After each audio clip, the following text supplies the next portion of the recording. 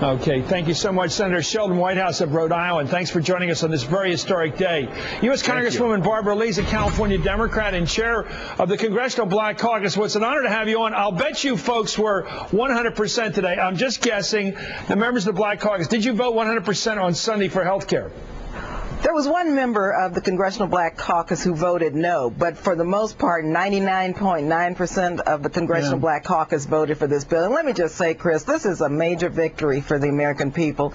The Congressional Black Caucus, of course, for many years has been fighting for equity in our health care system. When you look at health disparities in communities of color and the African American community, huge gaps. This is a moral issue for us, and we were so happy to be able to help write this bill and make sure that the expansion for community clinics to the tune of $11 billion is in there, to make sure that we have now an institute for the National Institute for Minority Health. Some major provisions that will allow now for more doctors into our communities, more people of color going into medical school. So it was a great day. It was a great day for the entire country.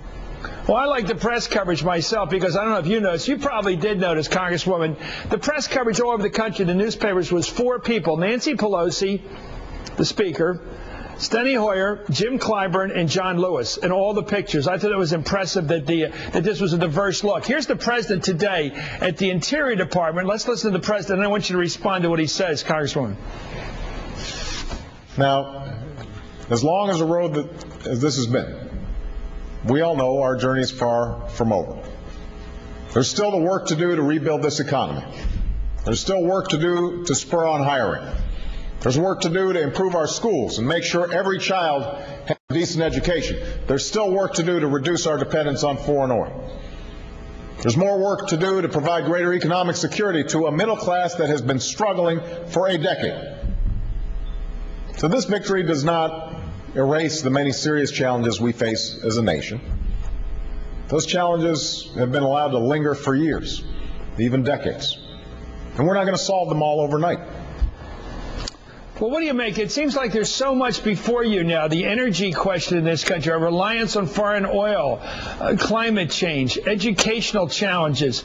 The war in Iraq is winding down. The war in Afghanistan continues. So many challenges for this president to get from here to the end of perhaps 2 terms.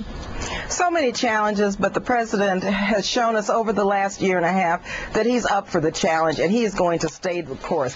As we speak, we just passed today, for example, a jobs bill. The Congressional Black Caucus, I know you know, Chris, we've been beating the drums on jobs since last year. We've got to create a comprehensive jobs initiative to employ everyone in our country, especially the chronically unemployed. And so today, under the leadership of Chairman Levin and our great speaker, we passed out of the House an expansion of TANF, and also tomorrow we'll be working on our summer youth jobs initiative to the tune of $600 million. Hopefully we'll be able to pass that. I share that because when we met with the president, the Congressional Black Caucus, we met maybe 2 or 3 weeks ago, we talked about what next and how to put forth initiatives to create jobs for the country, especially for those in areas of high unemployment. So we have a lot of work to do, but I think what you have seen is the leadership of both the president, our Speaker Pelosi, Senator Reid, and all of our Democratic caucus with the commitment to, regardless of where we are on political points of views,